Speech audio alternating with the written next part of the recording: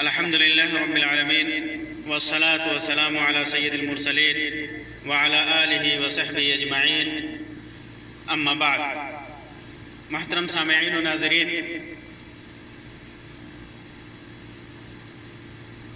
آج کی اس مجلس میں آپ کے سامنے اہل جنت، جو مومنین جنت میں جائیں گے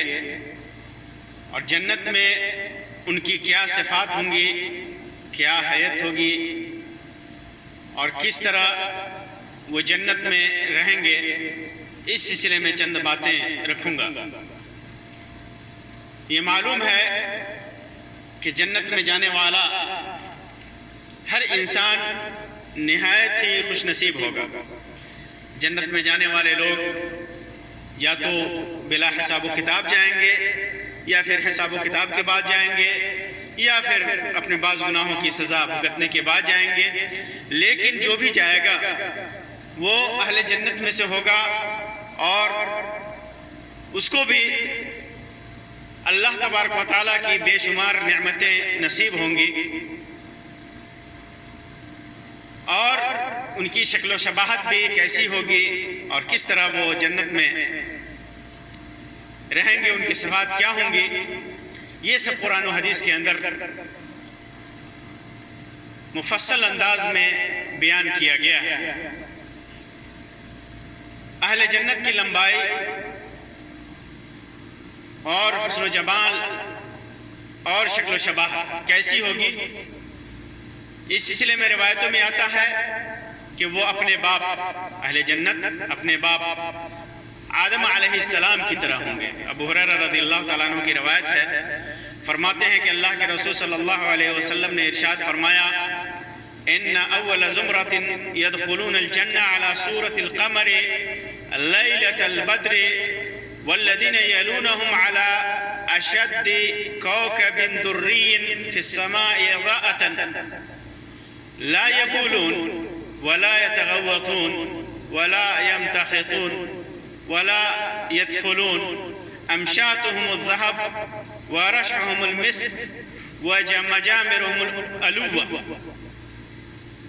اور ایک روایت میں ہے الألوة الأنجوج عود الطيب وأزواجهم الحور العين أخلاقهم على خلق رجل واحد على صورت ابیہم آدم 60 ذراعا فی السماء۔ اسے امام بخاری اور امام مسلم نے صحیح کے اندر روایت کیا ہے کہ سب سے پہلے جو گروہ جنت میں جائے گا وہ 14ویں رات کی چاند کی طرح ہوگا۔ جو لوگ جائیں گے، جن لوگوں کا پہلا گروہ ہوگا، ان کا چہرہ کیسا ہوگا؟ چمکتا ہوا 14ویں رات کی چاند کی طرح۔ پھر جو گروہ ان کے بعد جائے گا وہ سب سے زیادہ چمکتے ہوئے تارے کی طرح ہوگا، اور جنتی وہاں پر انہیں قضاء حاجت کی ضرورت نہیں محسوس ہوگی، نہ وہ پیشاب کریں گے، نہ پاخانہ کریں گے، نہ تھوکیں گے، نہ ناک سے ان کی رطوبت خارج ہوگی، ناک سے پانی نہیں خارج ہوگا۔ ان کی کنگھیاں سونے کی ہوں گی، جو کنگھی کریں گے سونے کی ہوں گی، اور پسینہ سے مشک کی خوشبو آئے گی۔ ان کی انگیٹھیوں میں عود سلگتا ہوگا، انگیٹھیاں ہوں گی جن میں عود سلگتا ہوگا، خوشبودار لکڑیاں ہوں گی۔ اور ایک روایت میں ہے کہ ان کی انگیٹھیوں میں خوشبودار عود جلتا ہوگا، اور یہ نہایت ہی پاکیزہ خوشبودار عود ہوگا، اور ان کی بیویاں حوریں ہوں گی بڑی آنکھوں والی، اور ان کی عادتیں ایک شخص کی عادتوں کے موافق ہوں گی، یعنی سب کے اخلاق یکساں ہوں گے، الگ الگ نہیں ہوں گے، سب کی عادتیں ایک طرح ہوں گی۔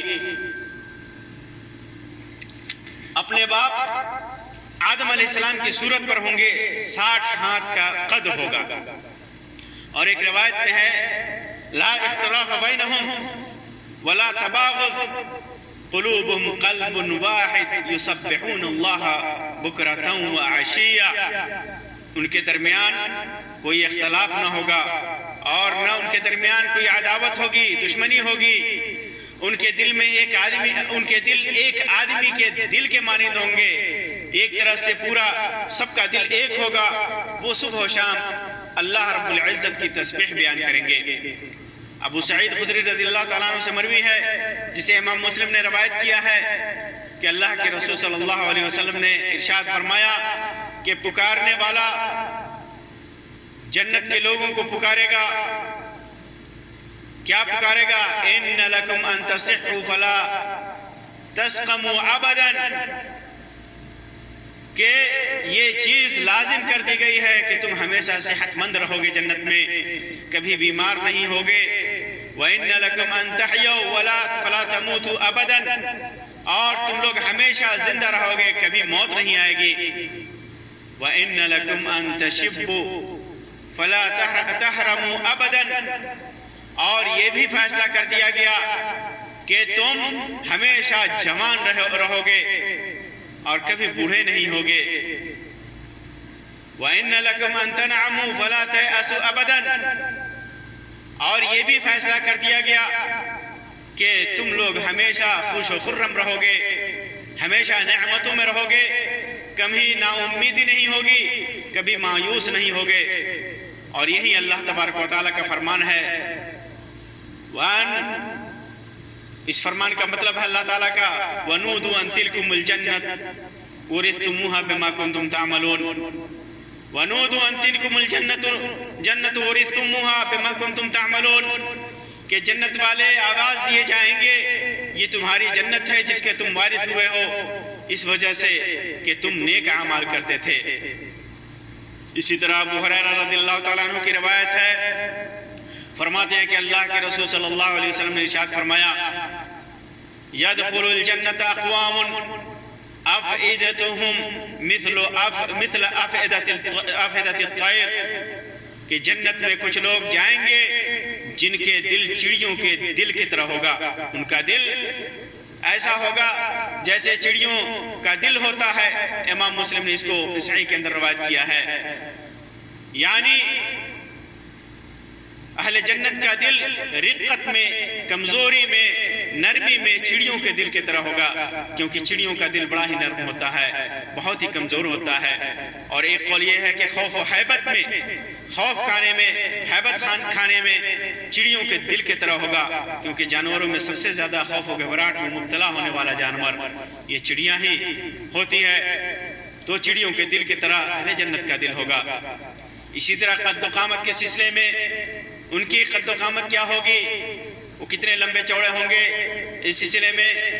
ابو ہریرہ رضی اللہ تعالیٰ عنہ کی روایت ہے کہ اللہ کے رسول صلی اللہ علیہ وسلم نے ارشاد فرمایا کہ خلق اللہ عز وجل آدم علی صورتہ طولہ 60 ذراعا، کہ اللہ تبارک و تعالیٰ نے آدم علیہ السلام کو اپنی صورت پر بنایا، ان کی لمبائی 60 ہاتھ کی تھی، آدم علیہ السلام کی لمبائی 60 ہاتھ کی تھی۔ پھر آگے اللہ کے رسول صلی اللہ علیہ وسلم نے فرمایا فَكُلُّ مَن يَدْخُلُ الْجَنَّةَ عَلَى صُورَةِ آدَمَ وَطُولِهِ 60 ذراعا، کہ جو آدمی جنت میں داخل ہوگا اپنے باپ آدم کی شکل و صورت پہ شباہت پہ ہوگا اور اس کی لمبائی 60 ہاتھ کی ہوگی۔ امام بخاری اور مسلم نے اس کو روایت کیا ہے۔ لہٰذا معلوم کیا ہوا کہ جو آدمی بھی جنت میں جائے گا اس کی لمبائی 60 ہاتھ کی ہوگی، وہ آدم علیہ السلام کی شکل و شباہت پہ ہوگا۔ اسی طرح اہل جنت کی عمر کتنی ہوگی، اس سلسلے میں ان کی عمروں کے سلسلے میں آتا ہے، معاذ بن جبل رضی اللہ تعالیٰ عنہ کی روایت ہے کہ اللہ کے رسول صلی اللہ علیہ وسلم نے ارشاد فرمایا کہ يدخل اہل الجنہ الجنة جردا مردا بیضا یبیضا جعادا مکحلین ابناء 30 او 33، کہ جنتی جنت میں اس حال میں داخل ہوں گے کہ ان کے جسم پر بال نہیں ہوں گے، وہ امرد ہوں گے، ان کے چہروں پہ داڑھی نہیں ہوگی، سرمگی آنکھوں والے ہوں گے اور 30 یا 33 سال کے ہوں گے۔ اس میں شک کے ساتھ ہے، اسے امام ترمذی نے روایت کیا ہے اپنے سنن کے اندر، امام البانی نے اس کو صحیح الجامع کے اندر صحیح قرار دیا اور صحیح سنن ترمذی کے اندر، اور امام احمد نے اس کو ابو ہریرہ رضی اللہ تعالیٰ عنہ سے روایت کیا ہے کہ ابناء 33 کہ وہ 33 سال کے ہوں گے، بلا شک کہ ان کی عمریں 33 سال کی ہوں گی۔ تو جب وہ جنت میں جائیں گے اہل جنت تو ان کی عمر 33 سال کی ہوگی، ان کے چہرے پہ داڑھی نہیں ہوگی اور ان کے جسم پہ کوئی بال نہیں ہوگا۔ اسی طرح ابو ہریرہ رضی اللہ تعالی عنہ کی سے مروی ہے کہ اللہ کے رسول صلی اللہ علیہ وسلم نے ارشاد فرمایا من يدخل الجنة ينعم لا ييأس ولا تبلى ثيابه ولا يفني شبابه۔ صحیح مسلم کے اندر یہ روایت ہے کہ جو شخص جنت میں جائے گا چین سے رہے گا، خوش و خرم رہے گا، امن میں رہے گا، نعمتوں میں رہے گا، کوئی غم نہیں ہوگا، اس کو کوئی تکلیف نہیں ہوگی، کوئی پریشانی نہیں ہوگی، نہ کبھی اس کے کپڑے گلیں گے، کپڑے بوسیدہ ہوں گے کبھی اس کے، اور نہ کپڑے پھٹیں گے، نہ جوانی اس کی ختم ہوگی، یعنی سدا ہی جوان رہے گا، کبھی بوڑھا نہیں ہوگا۔ تو معلوم کیا ہوا کہ ہمیشہ جنت میں اہل جنت کی عمر 33 سال کی ہوگی۔ اس جنت کے اندر کوئی بوڑھا نہیں ہوگا، کوئی ضعیف نہیں ہوگا، کوئی زیادہ عمر والا نہیں ہوگا۔ اس سلسلے میں حسن بصری کی ایک روایت ہے جس روایت کو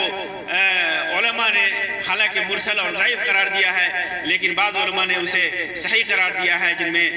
علامہ البانی رحمۃ اللہ علیہ نے اسے صحیح قرار دیا، بعض شواہد اور متابعات کی بنیاد پر اس کو صحیح قرار دیا ہے۔ اور یہی روایت، اسی معنی کی روایت ابو نعیم نے صفت اس روایت کو جو حسن بصری سے مروی ہے مرسل ہے، اسے مختلف محدثین نے جیسے امام ترمذی نے شمائل کے اندر، امام بحقی نے البعث النشور کے اندر روایت کیا ہے، اور اسی معنی کی روایت عائشہ رضی اللہ تعالی عنہا سے بھی مروی ہے جسے طبرانی نے اوسط کے اندر اور ابو نعیم نے صفت الجنت کے اندر روایت کیا ہے۔ اس روایت کا واقعہ یہ ہے کہ ایک عورت، ایک بوڑھی عورت اللہ کے رسول صلی اللہ علیہ وسلم کے پاس آئی اور اس نے کہا کہ اللہ کے رسول صلی اللہ علیہ وسلم آپ میرے لیے دعا کر دیجئے کہ میں جنت میں جاؤں۔ دعا کی اس نے درخواست کی اللہ کے رسول صلی اللہ علیہ وسلم سے کہ میں جنت میں جاؤں، اس کے لیے دعا کر دیجئے۔ تو اللہ کے رسول صلی اللہ علیہ وسلم نے فرمایا کہ جنت میں بوڑھیاں نہیں جائیں گی، جنت میں بوڑھیاں نہیں جائیں گی۔ یہ سن کر کے وہ عورت رونے لگی کہ اس سے پتہ کیا چلا کہ وہ جنت میں نہیں جائے گی۔ جب اللہ کے رسول صلی اللہ علیہ وسلم نے اس کا یہ حال دیکھا تو فرمایا کہ میرا مطلب یہ نہیں کہ کوئی بھی بوڑھی عورت جنت میں نہیں جائے گی، بلکہ میرا مطلب یہ تھا کہ بوڑھی حالت میں جنت میں نہیں جائے گی، بڑھاپے کی حالت میں بوڑھی ہو کر کے وہ جنت میں نہیں جائے گی۔ یعنی دنیا میں اگرچہ وہ بوڑھی ہو کر کے مری ہو، لیکن جنت میں جاتے وقت وہ بوڑھی نہیں ہوگی، کوئی بھی عورت بوڑھی نہیں ہوگی، بلکہ اللہ تبارک و تعالیٰ اسے جوان کر کے جنت میں داخل کرے گا۔ پھر اللہ کے رسول صلی اللہ علیہ وسلم نے آیت تلاوت کی انا انشأناہن انشاء فجعلناہن ابکارا عربا اترابا، کہ ہم نے ان کی بیویوں کو خاص طور پر بنایا ہے اور ہم نے ان کو کنواریاں بنا دیا ہے، محبت والیاں بنا دیا ہے اور وہ ہم عمر ہیں۔ تو یہ روایت سے پتہ چلا کہ آدمی جنت میں ہمیشہ جوان ہی رہے گا۔ اسی طرح اہل جنت میں کی باتیں کیا ہوں گی، وہ جنت میں کیا کریں گے، کس طرح ایک دوسرے سے ملیں گے، ایک دوسرے سے ملیں گے۔ اس سلسلے میں اللہ تعالیٰ فرماتا ہے ان الذين آمنوا وعملوا الصالحات يهديهم ربهم بإيمانهم تجري من تحتهم الأنهار في جنات النعيم دعواهم فيها سبحانك اللهم وتحيتهم فيها سلام وآخر دعواهم ان الحمد لله رب العالمين۔ بے شک جو لوگ ایمان لائے اور انہوں نے نیک کام کیے، انہیں ان کا رب ان کے ایمان کے سبب ہدایت کرے گا، ان کے نیچے نعمت کے باغوں میں نہریں بہتی ہوں گی، اس جگہ ان کی یہ دعا ہوگی کہ اے اللہ تیری ذات پاک ہے، سبحانک اللہم، یہ ان کی دعا ہوگی، یہ ان کا ذکر ہوگا، اور آپس میں بتحیتوں فی سلام، اور وہاں ان کا باہمی تحفہ، باہمی سلام ہوگا، السلام علیکم ہوگا، اور ان کی دعا کا خاتمہ اس پر ہوگا۔ جب وہ دعا کریں گے تو اس کا خاتمہ کریں گے کہ سب تعریفیں اللہ کے لیے ہے، آخر دعواہم ان الحمدللہ رب العالمین، ان کا ہوگا الحمدللہ رب العالمین جو سارے جہاں کا پالنے والا ہے۔ یہ ان کی دعا ہوگی، ان کا ذکر ہوگا، تو وہاں خیر کی باتیں ہوں گی، کوئی برائی کی باتیں نہیں ہوں گی، کوئی غلط بات نہیں ہوگی۔ اسی طرح کھانا پینا اہل جنت کا کیا ہوگا اور کس طرح وہ قضاء حاجت کریں گے۔ ظاہر سی بات ہے کہ دنیا میں ہم دیکھتے ہیں کہ انسان جب کھاتا پیتا ہے اپنی رغبت سے کھاتا ہے، اپنے شوق سے کھاتا ہے، اور پھر جو کچھ بھی کھاتا پیتا ہے اس سے اسے قضاء حاجت کی ضرورت پڑتی ہے۔ تو اس سلسلے میں قرآن مجید کے اندر بے شمار آیتیں اور احادیث نبویہ میں بہت سارے نصوص ہیں جو ان نعمتوں کا ذکر ہے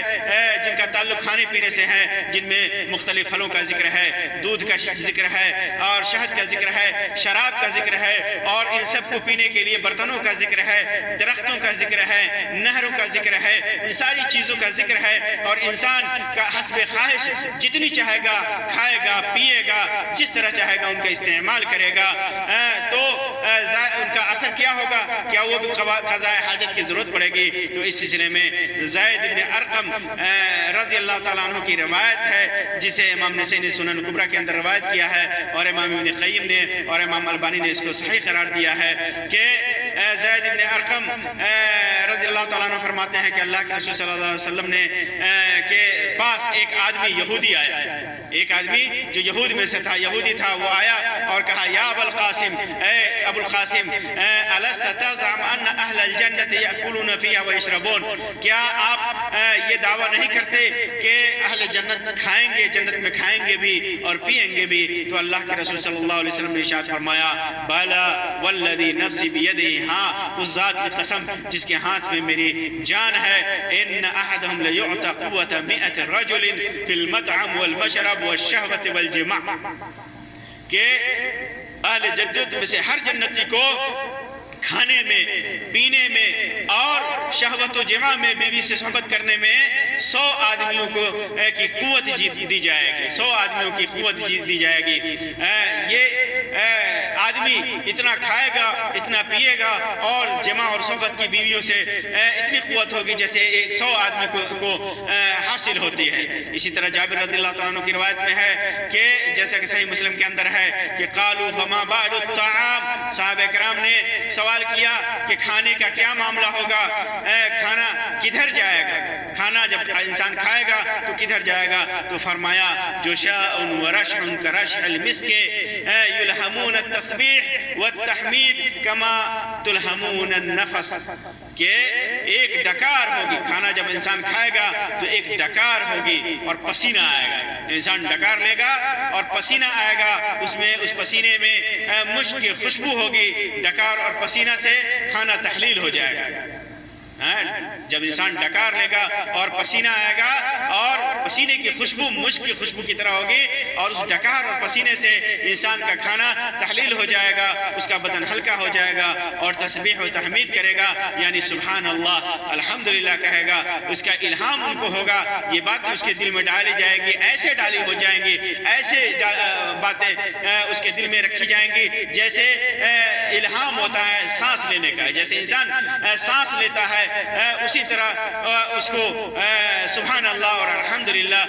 اس کے دل میں ڈالا جائے گا، اس کے نفس میں ڈالا جائے گا۔ اسی طرح جنت میں اہل جنت کے خدمتگار کون ہوں گے؟ اس سلسلے میں اللہ تبارک و تعالیٰ نے فرمایا کہ یطوف علیہم ولدان مخلدون بأکواب وآباریق وکاس من معین، کہ ان کے پاس ایسے لڑکے جو ہمیشہ لڑکے ہی رہیں گے، کبھی وہ بڑے نہیں ہوں گے، وہ لڑکے ہوں گے، ان کے خدمتگار جو آمد و رفت کیا کریں گے، ان کے پاس آئیں گے جائیں گے، ان کی خدمت کریں گے، اور آب خورے اور جگ لے کر کے جو بہتی شراب سے پر ہوں گے، وہ آب خورے اور وہ جگ جس میں بہتی شراب ہوں گی، اور وہ لے کر کے ان کی خدمت کے لیے حاضر ہوں گے، ان کے پاس آئیں گے جائیں گے۔ وہ لڑکے کبھی بھی زیادہ عمر والے نہیں ہوں گے، ہمیشہ لڑکے ہی رہیں گے۔ اور اسی طرح ایک دوسری جگہ اللہ تبارک و تعالیٰ نے فرمایا وَيَطُوفُ عَلَيْهِمْ وِلْدَانٌ مُخَلَّدُونَ إِذَا رَأَيْتَهُمْ حَسِبْتَهُمْ لُؤْلُؤًا مَّنثُورًا، اور ان کے پاس سدا رہنے والے، ہمیشہ رہنے والے لڑکے خادم گھومتے ہوں گے، جو تو ان کو دیکھے گا تو خیال کرے گا کہ وہ بکھرے ہوئے موتی ہیں، جیسے خوبصورت جگہ پہ، خوبصورت قالینوں پہ،